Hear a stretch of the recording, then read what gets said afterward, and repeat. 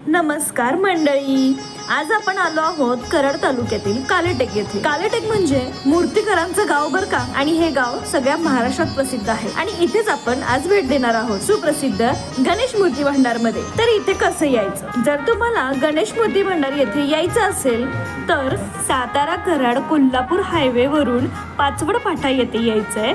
पाचवड फाटा येथून आत वळून आल्यानंतर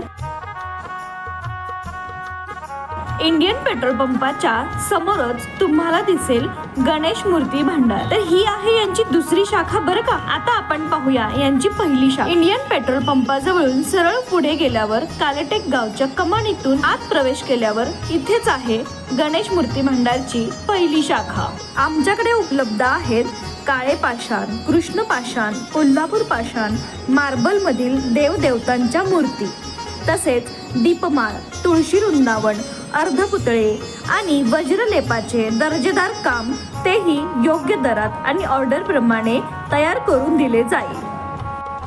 तर हे आहे गणेश मूर्ती भंडार.